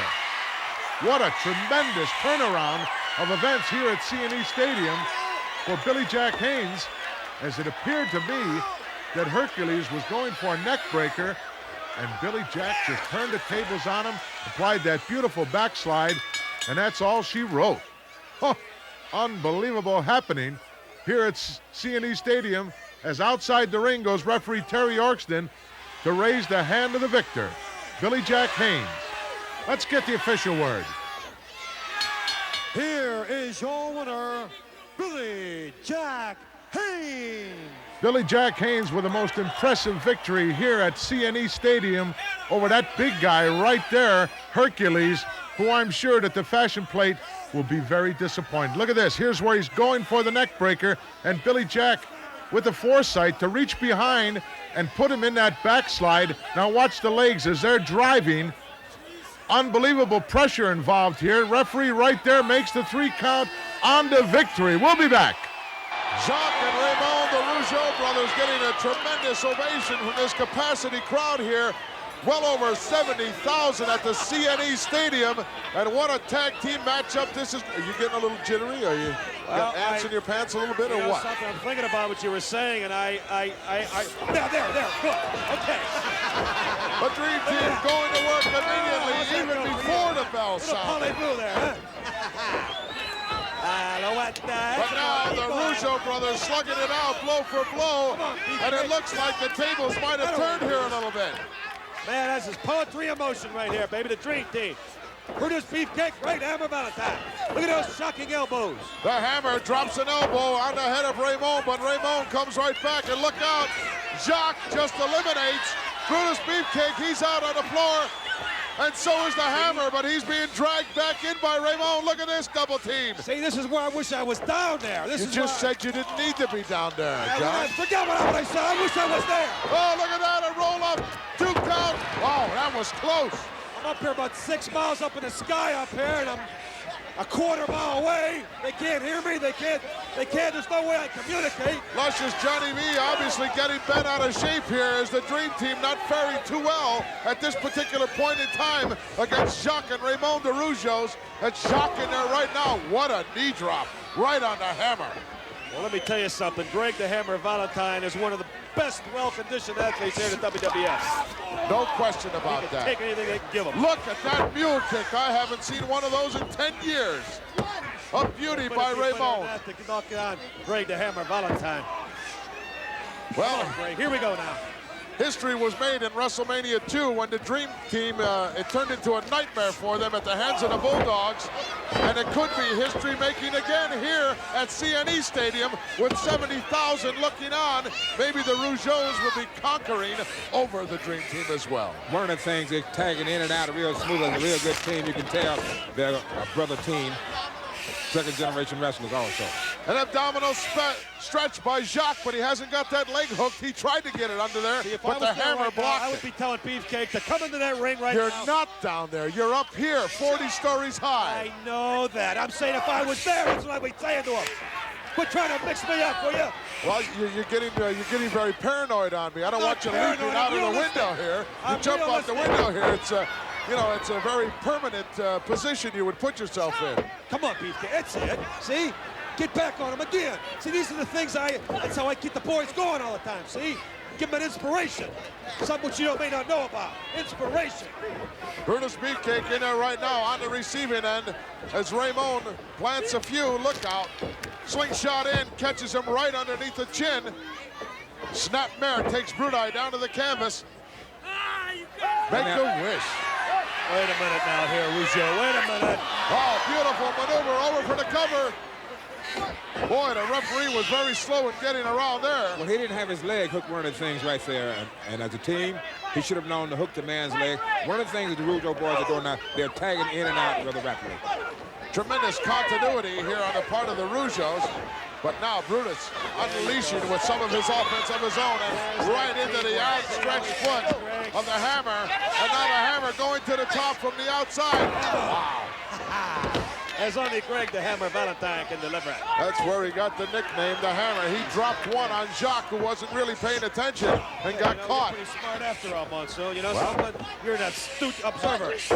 Another count by the referee who seems to be a little lethargic, but you can bet that the action isn't. Oh, he might as well set you 2 count once again, but not enough. About another 30 seconds. The old figure 4 grapevine will be going into effect. Slingshot in, ducks underneath that clothesline. High cross body. Down for the count. 1, He's out of there, Well, Ref. got What are you that looking right for? arm up out of there in a hurry. You drive a freight train through there. Well, turn around is fair play as the Rougeaus take advantage of some double team work of their own. Yeah. Double slingshot in now. Double drop kick. A beauty. The Hammer is stunned. And takes a header face down into the canvas. A roll up here could be all over. Get in there. Try to control yourself, John. Can't help it, man. This is my dream team. Well, My reason for living. I asked you earlier on, wasn't it necessary for you to be down there? You said no. Well, Now you're having second thoughts. maybe I get a parachute and fly down there. Rick the Hammer just tagged out. One of the smart wow. team. What a double slingshot backwards into that turnbuckle. Dream team. Operations as normal. Jacques on the receiving end of this double team action. If you decide to make a hasty move forward, you know, that's kind of a permanent solution to a temporary problem. Well, I'd have something in common with somebody going up the Golden Gate Bridge. I know how far you. This is a quarter-mile drop there. Look out. Suicide. Atomic drop. Yes, he nailed Jacques with it. He said, "Oh," in French. He went, "Eh." You hear that? Tag made, Brunei stepping in. The Dream Team having it all their own way right now, but that could change at any time. You know, you're very wishful thinking. You know, you're almost inclined to think it's going to warm up here or something tonight. It's freezing cold out there, but those punches are hot and furious. Oh, look at this. Jacques in the corner now doing a number on both members of the Dream Team. Oh, and now everybody's in there, all four. Pandemonium broken loose here. Referee's having one heck of a time trying to control this one. Really do best. Look. A headlock by Valentine and a headlock by Brutus. Ram them together. Look now, oh, shoved off right at the last moment. Wait a minute now. That's not the way I wanted it. Oh, Jacques bringing Brutus over and slamming him right in their own corner. Now Raymond on the top turnbuckle. Look at this move, a backflip right over on top. get in there. Oh, he missed the drop kick on Valentine. And now it's a Hammer in there pounding. Try to stay in your seat, will you please? You're getting excited here. Come on, Greg. You're in a broadcast position now. You're not at ringside. You know something? I dying to get in there, and there's just, they've got to know something. They need to regroup. They need to have me there. I want to buzz them. I want to change the tactics. You're not going to do any of that from up These Rougeaus are here. tougher than I thought, man. You're right. They certainly are. Oh, Brutus, the only one left inside the ring. Oh, Raymond with his back just rammed into that ring apron. Distract that referee if you have to. He's already doing that, John. Taught him well, Monsoon. I've taught him well. He's learned from the best. Look at this, plenty of action on the outside as the Hammer once again rams the lower kidney area of the back. Baby brother, huh? Yeah. Jacques came around in a hurry to make sure no further damage was done, but From the schoolyard all the way up to the tremendous shot of this capacity crowd here at the CNE Stadium as the World Wrestling Federation breaking all kinds of records on this particular occasion. Who's standing in that ring, baby? Brutus Beefcake. And who's laying down there? Rougeau. Go get him. Oh, look at this now. Both men on the outside ramming once again. How much punishment can one individual take to the lower back area? These are the type of tactics that made him world champion at one time. You love what's going on now, don't you? Love it. Why shouldn't I love it? I'm proud of these two men. Greg the Hammer Valentine, Brutus Beefcake, San Francisco. And let me tell you something, baby. This is the Dream Team on a rampage. A victory here tonight from the CNE will demand a rematch between the Bulldogs and the Dream Team to establish. My men need a great victory, and they need a victory here, and you're going to see a victory of these two Canadians right here at the CNE, and I promise you that tonight. Well, that's very possible. There's no question about that. You seem to be calming down somewhat Yeah, now. I'm happy now, look. You're happier up here and Yeah, not down man, there. why not? It's like money in the bank. All right. I'm a happy man. I'm happier man than that. Hey, you kidding? A fly out of Cosmo. Look at him, baby. Things going well right now. See, I don't have to be down there, Monsoon. I told you Got that the at the boys all beginning. ready to I rock told and you. roll. Got it done, man. Be another victory. 2 count only. Slipping out the back door was Raymond. Another quick tag made. You got to give credit where credit is due. The Dream Team certainly has plenty of continuity, and when they were the champions, they certainly didn't hide from anyone. They weren't closet champions in any way, shape, or form. That's my dream team, little lad. Well, I can understand that. They're really looking like what made them world champion. They're tagging in and out. They got picked out a particular area. They went to work on his back. They have the man in trouble, and they're going to try to put him away right now. Jacques was jumping up and down on the apron from the outside, but to no avail as Ramon is in no position whatsoever, not anywhere near his own corner. If he doesn't make a tag shortly, this one will be history. You took the words right out of my mouth, Mr. Guillermo soon. Well, this is what 2 count by the referee. Greg's just playing with him now. See, here comes Brutus Beefcake from San Francisco. I must admit, this is what made the Dream Team so successful when they were world champions. They picked out an area and went to work on it. That's a classic illustration when I was talking about it in the earlier matches. They're working on the man's back. The man's back's in trouble. Now they put him in a position to go ahead and beat him. Right. Ramon in a whole lot of trouble here at this world-breaking event at the Canadian National Exhibition Stadium here in Toronto, Canada, but he's fighting back. He's an awful long way from his own corner. And the Beefer stops him. Another victory coming right up. Oh, beautiful suplex, well executed by Brutus Beefcake. Over for the counter. It should be over. Oh, where did Ramon get that? The Canadian did have a little bit of fire left in him. That's He one had mistake. enough left to kick out, didn't he? There's one mistake's been made here, but he took it back into his corner. They're about to bring out a point that he should have never taken him away from his corner. Well, they're back in the wrong part of town right now again. And Ramon feeling the onslaught of the Dream Team. The hammer. Well, this will be it for sure here. Look at this. Watch this one. See what he's going to do? Watch it. An inverted atomic drop, perhaps. Yeah, it could be. Let's just see what happens. Right now, he's just holding him up there in a bear hug. Maybe looking for a submission after all that punishment they put on that lower back area. Yeah, you're getting smart now. You know that, Monsieur? You're a college boy. You know that? That's what plant one right between the eyes. Yeah, but he doesn't have much force behind it. Well, it was enough behind that one to break the hold. Ramon really needs to get over and make that tag. Watch Greg. Watch it. The hammer clobbers him right on the back of the neck with a forearm shot. He's down once more, but... And he went for the bear hug again. So we're going to punish him a little bit more here, Monsieur.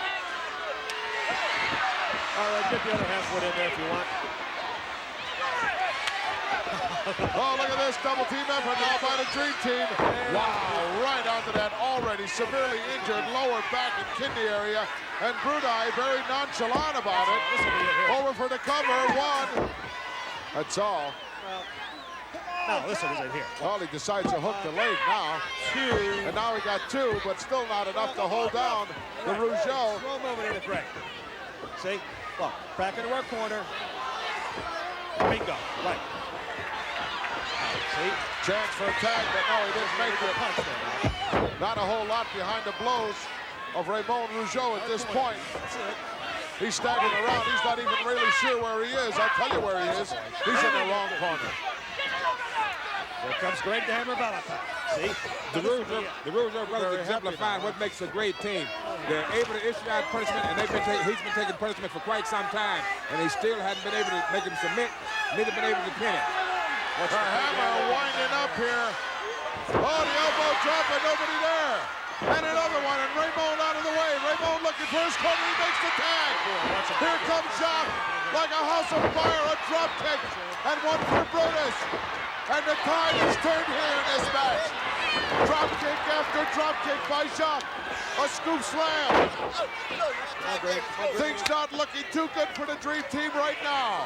Wait a minute. The match isn't over yet. We're going to beat these guys. Watch. Another scoop slam and an attack from behind by the hammer. Well, maybe you should have been down at ringside. Things are not looking your way right now, John. Come on. Let me worry about that later. They couldn't polish him off, could they? Didn't have that finishing touch, that killer instinct. Will you shut up? I'm watching the match. Look at this, double clothesline, duck underneath, double drop kick, they're both up. Sit down, where are you going? Stay in your seat. I'm telling you, I gotta get there. That's a long way down, that's 40 stories Get out of the way. Perched up on top of the second turnbuckle. Oh, he just got out of the way of that one. I can guarantee you, he didn't hear you from up my there. heart's stuck. My heart done stuck, baby. Johnny V getting really bent out of shape up here in the broadcast position, and rightly so, because things not going too well for the Dream Team right now. Try to stay in your seat now. Be calm. The hammer turned things around in a hurry. Oh, there it is. Spinning with it. The figure four leg lock. He slapped it on. Beat the Rougeau brothers. He hasn't got that leg whipped over there all the way. Get the bell. Hey, ring the He bell. hasn't called for the bell yet. Would you ring the bell? Tell the guy to ring the bell. Referee out too, He just said he relax. gave up in French. Well, what's the matter? Aren't you bilingual? The guy said he's giving up. I can see it from here.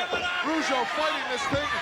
Raymond steps in. He knows his partner could take much more of that. Why doesn't that guy ring the bell? And now it's all four men in the ring. Referee not sure what's going on. Oh, come on. The Jacques definitely hurt. He's down.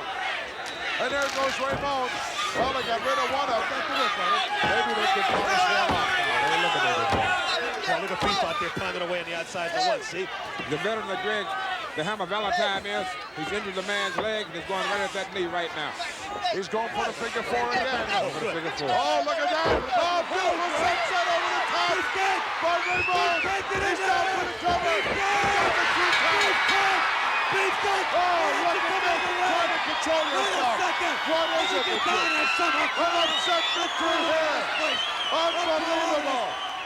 This chicken coop of a place they got me in here. It's a happening. A 3 count. The referee laid it on him. What happened there? Oh, will you please? Oh, Luscious John almost bailed out here. 40 stories down. Let's go down and get the official count. We're going to get it from our official here. The winners of this bout, the Rougeau brothers. Rougeau brothers with a tremendous victory here as this capacity crowd is standing. I'll show you what tremendous victory it is. I've never been so appalled, so outraged in my life. That guy gave up a long time ago, and the referee never for one time. You know, I heard the man say all the way up here, Monsoon, that he gave up. And I'm going to tell you something right now. This is a miscarriage of justice. I heard the man say he gave up in this figure four. I think the wrong Rougeau might have been in the ring when the count was laid. I think the wrong Rougeau brother might have been in there. I'm not sure. That's even better. You're right. Let's go back and take a look at the replay. Maybe we can see it. Referee lost control of this match and won. Look at this now. Jacques is the legal one in, but it's Raymond who comes over the top and hooks the leg. Policeman to figure these guys out, Jacques Raymond. Listen, something's rotten in Denmark, and something's rotten right here in the CNE. You know what? It's One of not the great confident moves right there. It's not going to say that in the record books, though, John. It's going to say that Jacques and Raymond, the Rougeau brothers, beat the Dream I Team. don't care about record books. I want a rematch with those bums.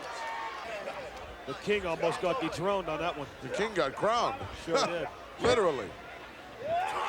Wow, Harley slips under and plants a knee right into the abdomen area. And Morales retaliates a southpaw with that big left. That one echoed all the way across Lake Ontario.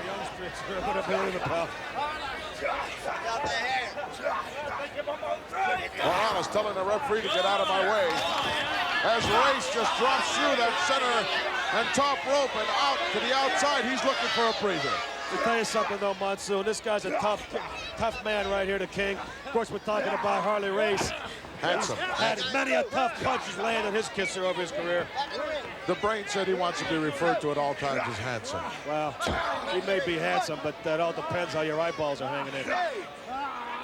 Look at the elbows right across the throat of Morales. The boy next door look, you know. That's in the esophagus area. Where's he going with him now? Look out. Right into the timer's table, right into the bell. Morales could well be out of this one. Well, I'll tell you what, don't count Pedro Morales out, because it's going to take more than that to put Pedro Morales out, because the guy does have a heart of a lion. You saying something good about Pedro You ever hear a Morales? Puerto Rican yell? Am I hearing strange things in my head? Did you ever hear a Puerto Rican lion yell? I asked you a question. No, I did not. That's how they go. There's a headbutt. Tremendous headbutt by Harley Race. Morales. A Puerto Rican lion yells like this. Yow, amigo. Hey, Puerto Rica. Yow. You never heard that? That's a Puerto Rican lion. Then again, what would you know? Would you like me to arrange a personal interview with you and Pedro Morales so that you could reiterate those remarks? Spanish linguistic major with me. Come on, Harley Race, make that man mad. You got him mad right now, make him crazy. So that's what's going to take to beat Harley Race, a crazy man. Morales rammed into the steel post face first. He might have got a forearm in there up front of it to save him a little bit. But nonetheless, the handsome one, obviously in control of this matchup, and Morales has absorbed a whole lot of punishment thus far. But I've seen him absorb a whole lot more. Better believe it. Uh-oh, here's a stand. Tried for a suplex, and Morales blocked it and delivers one of his own. Well executed, but that took a lot out of Morales as well. Great reversal by Morales. I think Morales is working on instincts right now. Oh, small package. Right in the center of the ring. The legs in the hook. 1, 2 count. And the King kicks out. Long live the King. I didn't say that. Oh, you did. Long live the kick out. Morales unloading with those big roundhouse lefts. Irish whip. Oh, no, reversal. Nicely done. Harley's thrilled with himself a little bit too much. Oh, he telegraphed that move. Double underhook over the top. Shoulders are down. 2 count. Oh, just got out. Long live the King. Boy, was that close. Nice block by Morales. And Morales unloading right between the eyes of Harley Race. Oh, another shot. Referee stepping in there. Got to be careful. Morales cleaning house here momentarily. Oh, look at that. Harley hooks the legs, and the shoulders are down, but Harley's foot is on the second rope. Referee didn't see it. What's wrong? You know something? You've got an optical illusion. What a miscarriage of justice here. Listen. Unbelievable. Both feet up on the second rope for extra leverage. It's easy. You're going to have a heart attack. You just beat him fair and square, that's all. Listen to this capacity crowd. They'll tell you exactly what they think of that. As they saw a miscarriage of justice here at the CNE Stadium, 70,000 plus. Every one of them, I guarantee you, saw that. Let's go to our ring announcer. The winner of this contest, the King of Wrestling, Handsome Harley Race. Let's take a look at how the referee beat Pedro Morales. That is what you call a real miscarriage of justice. Right here, another veteran takes advantage of a situation the referee cannot be in the back to be able to see this. He's down the count, the shoulders, 1, 2, 3. He's going to the ropes. He's getting additional leverage that he leaves right here, and it beats the man, like you said, through a miscarriage of justice. Unbelievable. Harley Race on to victory, but not a good one in my book. The challenger, Mr. Wonderful, Paul Orndorff.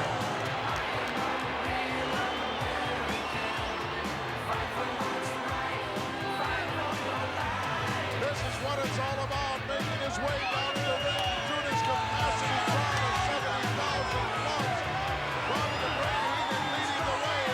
His opponent from Venice Beach, California, weighing 302 pounds, the World Wrestling Federation heavyweight champion, Hulk Hogan.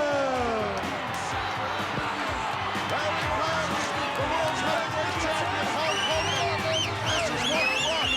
70,000 plus of humanity here to Canadian National Exhibition Stadium here in Toronto, Canada. Hulkamania is running wild in Canada. I'll tell you something about my son. You can't help but notice the people are just reaching out to touch that over. And I'll tell you what, man, they do love my friend, the CNA. Take a look at the greatest professional athlete in the world today, the World Wrestling Federation heavyweight champion.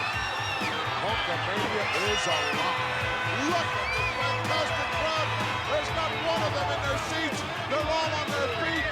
An unbelievable happening. I'll tell you what, Paul Orndorff, he's looking no better in his whole life he's ever looked right now. He looks in great, fantastic shape. Bobby Heenan's really got him primed up. Golden opportunity here for one Paul Orndorff. This is what he wanted. This is what he got. This is what he did to get here. Humiliated the world's heavyweight champion. Oh, look at that. A sucker shot right off the bat as Orndorff catches the champion. He took advantage of the situation. Hulk Hogan was out there looking at some autograph seeker, and well, he got it. The Hulk is down and Orndorff unloading with right hands. But the champion fighting back. The champion's on top position now, and he's unloading. Wham, wham, wham, goes Hulk Hogan. Come on, Orndorff, fight it back. Oh, look at that referee. What is that? Take whatever we can, Paul. Bang at him. Give it to him, baby. Did you see the referee grab the hair of the champion? Give me a break. Big right hand by the champion. Orndorff is down. Let somebody plug him in. Let's accept. Look at the brain. Oh, look at Orndorff. Even pushed him out of the way. Man's gone down. An elbow by the champion, and Orndorff's out again. Oh, he's pulling the champ out with him. The action goes to the floor here. Kick or punch it. Kick or punch. They don't need a ring. Ring means nothing here, Paul. A block by the champion. Great move by the champion. Look out, the challenger gets rammed in head first. Where's the brain? Nowhere to be found in sight anywhere. And the champ wants him back inside the ring. Champ knows he's won it in the ring, and he's got to win it again. Come on, referee, get out of the way and let these guys do their thing. Let's settle the score once and for all. Irish whip in. Oh, what a clothesline by the champ. Orndorff down. Look at his elbow. He could be setting him up here. Could be the beginning of the end. I think Orndorff's just playing Fox. Just like the champion said, there's nowhere to run or hide. I'm going to set him up and take him out. Those were his words. Yeah, he almost took his brains out. Also, how Orndorff's head's still on his shoulder. This is what the youth of the world is looking up to today, and rightly so. The champion got a little confidence right there. He's in superb condition. Orndorff is distracting Hulk Hogan. He's distracting him. That's what he gets paid for. Watch out, champ. Hello. Oh, block. And a retaliation by a right hand. Look out, atomic drop, yes. Orndorff rammed head first into the top turnbuckle under his own steam. Bobby, you don't want to stay around with that man coming at you. Look out, the Hulkster hot in pursuit of the brain. You're on the first thing smoking out of there, baby. And it's a foot race, and Heenan gets loose, but caught coming in was the champion by Orndorff. Champion's down. Tide has turned once again in this match. Advantage Orndorff. You gotta watch that. Come on, referees, using the ropes for additional leverage there. That's not legal. Come on, Monsoon. A tremendous knee drop to the back of the head. If I didn't know better, Monsoon, I'd figure out you didn't like Orndorff. I don't have a whole lot of love for the individual, no. All the way across the ring with a big uppercut sends a champion sprawling out of the ring. He took a quick look around to make sure that the Weasel wasn't attacking from the back. Well, I'll tell you what, you better have eyes in the back of your head there, champ. Come on out there in the street, that's it. This is what it's all about. Look out, suplex perhaps. Outside the ring, yes. There's nothing there but steel. They have a new champion tonight, huh, pal? I'll tell you that right now. Orndorff caught the champ with a suplex outside the ring.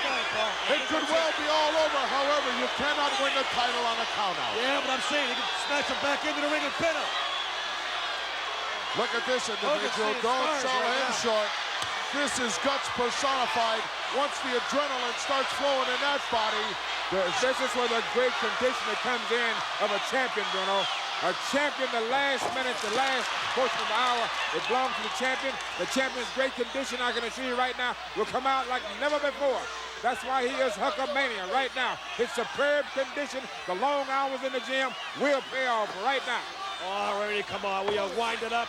The guy's going to be back in Venice Beach back there wondering, how did I ever lose my title at the CNE? It's all on the line here with 70,000 plus looking on at the Canadian National Exhibition Stadium here in Toronto, Canada. And this is what brought him here. This is what made the turnout of these unbelievable World Wrestling Federation fans. And Orndorff, things looking good for him right at this particular point in time. Gorilla's looking good from Gorilla, but he should have stayed right on his attack right then and there. He's putting too much time in between the things. Oh, what a shot that was. Took him right head over heel, and that was right at the esophagus of the champion, who's down and perhaps out of this one. Paul Orndorff should put his tray away right now. He's making a tremendous mistake, Gorilla. I can assure you this is a mistake. He's letting the Hulk Hogan get too much air right now. He should be right on top of it. Once you get a man in trouble, keep him in trouble. Orndorff said you're looking at the next world heavyweight champion. Well, maybe we are. We'll just have to wait and see. Draping him over backwards at top rope. A forearm shot right into probably the most powerful part of the body of the champion. Referee now getting Orndorff back. Look at that bird's eye view right over the shoulder of the Weasel. You mean Bobby's here playing a little peekaboo? How's that what you mean? Well, he's hiding, that's for sure. Golden opportunity for him. He made an awful lot of promises to a lot of people, including Orndorff. Well, there's your heavyweight champion. Checking out the moon here in Toronto. Referee now getting on Orndorff's case. Look at the time that he had with Orndorff without being on top of the champion. Champion down in the ring, rolled over for the cover. One count. Now he's got that right arm out of there. He's not going to get him. Referee kind of a slow count. You're losing valuable time, Orndorff. Kind of a slow count, if you ask me. Orndorff complaining vehemently to the referee. But look at the champ. He's not sure where he is exactly. He is stunned for sure. In jeopardy, the championship of the world right here as a slam by the challenger. On Orndorff, about to drop an elbow, yes! Right into the throat of the champion. One thing, Paul Orndorff is in rare form. He's in great shape. Hulk Hogan is in great shape. A great move, Orndorff. Over for the cover once again. 2 count only as the right arm comes out. I'd say a power driver would do it right here myself. You can feel the electricity in the air. You can cut it with a knife. The anticipation, Orndorff perched up on top turnbuckle. Plants one right in the sternum area of the champion, driving into the canvas once again. Hulk Hogan is down, and he's barely moving. Maybe down, but not out. Gorilla, if this match goes on, Orndorff has great opportunity, but he's taking too much time. Look now, pile driver coming up. No, he didn't get it. The champ had enough left to turn it into a backbreaker. The extra 5 seconds he gave the champion was able to recuperate just in a moment. Come on, get up! Get up!